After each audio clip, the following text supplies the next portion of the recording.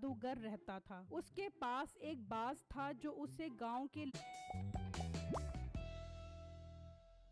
एक वक्त का किस्सा है। सहारा नगर गांव में एक चांदी नाम का जादूगर रहता था। उसके पास एक बाज था जो उसे गांव के लोगों की खबर दिया करता था और वो चांदी जादूगर उसके साथ जाता और लोगों को गायब कर दिया करता था।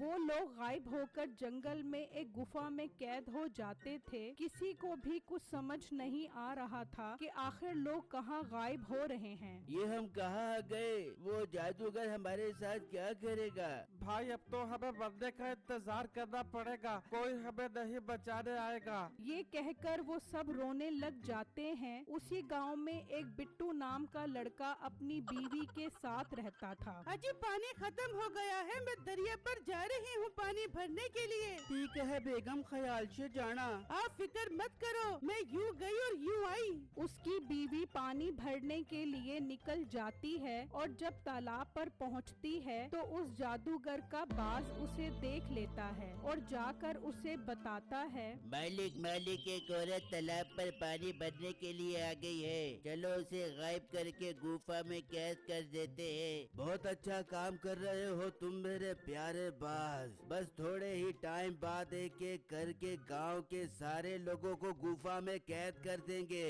और उन सब के खून की बलि देकर हम हमेशा हमेशा के लिए दुनिया पर हुकूमत करेंगे।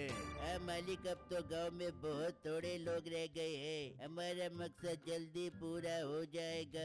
हाँ तुम ठीक कह रहे हो, चलो नदी पर चलकर उस औरत को गुफा में कैद करते हैं। जादूगर और उसका बाज निकल पड़ते हैं और नदी पर पहुंच जाते हैं और बिट्टू की बीवी को भी गायब कर देते हैं। वो भी गुफा में उन कैदियों के पास पहुंच जाती है। शाम होती है तो बिट्टू बहुत परेशान हो जाता है कि उसकी बीवी अभी तक वापस नहीं आई। ये मेरी बेगम अभी तक वापस क्यों नहीं आई? कहीं किसी मुसीबत में तो नहीं फंस गई? मुझे जाना पड़ेगा। बिट्टू अपनी बीवी को ढूंढने के लिए निकल जाता है और जब तालाब पर पहुंचता है तो वो वहां मौजूद नहीं होती। बिट्टू बहुत ज्यादा परेशान हो जाता है। लोगों के इस तरह अचानक गायब होने की वजह से लोग बहुत परेशान हो जाते हैं। सरपंच साहब, मेरा भाई पिछले 4 दिनों से लापता है, उसकी कोई खबर नहीं है, वो कहाँ चला गया है? सरपंच साहब, मेरा बेटा भी पिछले कई दिनों से गायब हो गया है। मैं बहुत परेशान हूँ उसके इस तरह अचानक गायब होने की वजह से।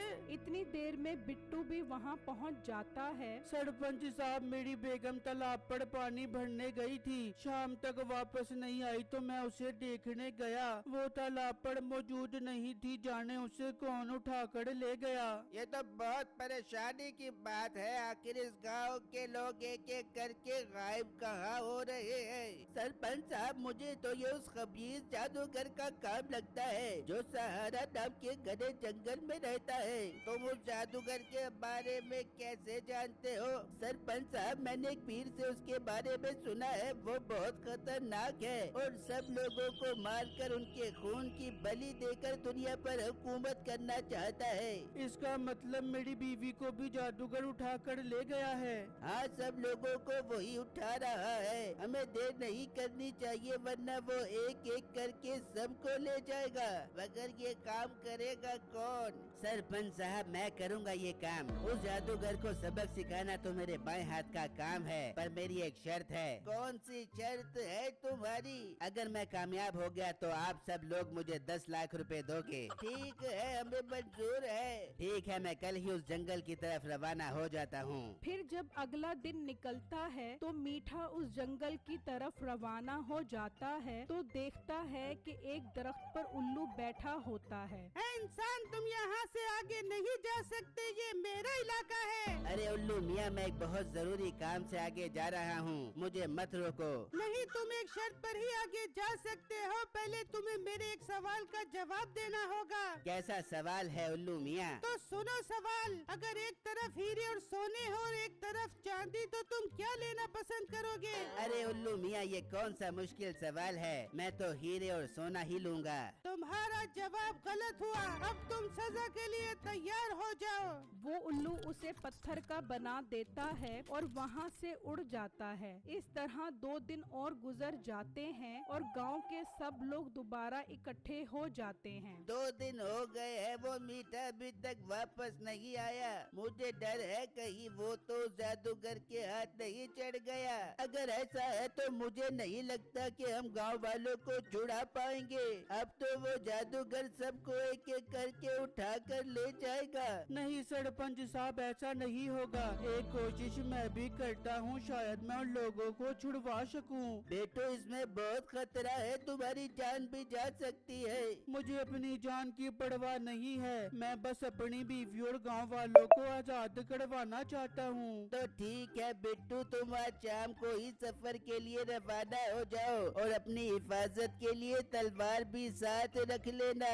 फिर शाम में बिट्टू सफर के लिए रवाना हो जाता है तो उसका गुजर उसी जंगल से होता है। तो वहाँ वो उल्लू उसे रोक लेता है। और लड़के, तुम मेरे सवाल का जवाब दिए बगैर आगे नहीं जा सकते। उल्लू भाई, आप कौन हो? मैं तो जादूगर के चंगुल से गांव वालों को छुड़वाने जा रहा हूँ। पहले मेरे सवाल का सही जवाब दो। अगर गलत जवाब दिया तो मैं तुम्हें पत्थर का बना दूंगा। कैसा सवाल है उल्लू भाई? तो सुनो, अगर एक तरफ हीरे और सोना हो और एक तरफ चांदी तो तुम क्या लेना पसंद करोगे? बिट्टू थोड़ा सोचता है और जवाब देता है, मैंने हीरे और सोने का क्या करना, मैं चांदी लेना पसंद करूँगा।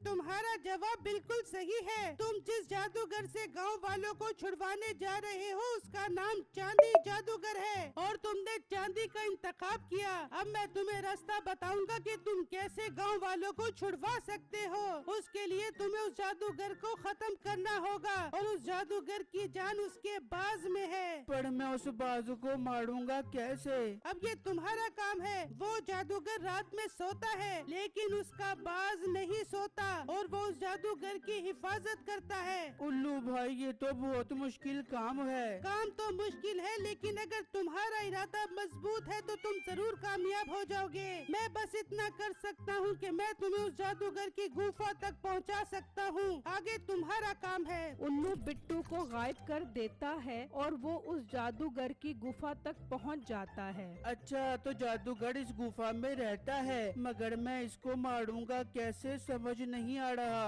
अभी तो दिन का टाइम है, जादूगर जाग रहा होगा। मैं अभी छुप जाता हूँ, फिर कोई हल निकालूंगा। बिट्टू उस गुफा के पास एक जगह में छुप जाता है और अंदर देखता है तो जादूगर और बाज अंदर बैठे होते हैं। मेरे पास गांव के और कितने लोग बाकी रह गए हैं। अपने पास टाइम कम है, उन लोगों की बलि देना बहुत जरूरी हो गया है। मालिक, अभी तो गांव के काफी सारे लोग रहते हैं। आप मेरी बात मानो तो जितने लोग कैद हैं उनकी बलि दे देते हैं, बाकी लोगों की बलि हम बाद में दे देंगे। अरे वाह मेरे बाज, ये बात मेरे दिमाग में क्यों नहीं आई? हम कल ही जाकर उन सब की बलि दे देंगे। बिट्टू ये सब सुनकर बहुत परेशान हो जाता है और इतनी देर में रात हो जाती है। मेरे उल्लू, मेरे सोने का टाइम हो गया है, मैं अब सो रहा हूँ। ठीक है मालिक, आप आराम करो, मैं दरिया पर पानी पीने जा रहा हूँ। पानी पीने निकलता है तो बिट्टू भी उसके पीछे जाता है और वो दरिया देख लेता है जहाँ वो पानी पीता है। बिट्टू दिमाग लड़ाने लग जाता है कि किस तरह उल्लू को मारा जाए। अच्छा, तो ये यहाँ से पानी पीता है, मुझे किसी तरीके से इसे यहीं पर मारना होगा। कल जब यहाँ पर पानी पीने आएगा तो मैं इसे मौत के घाट उतार दूंगा।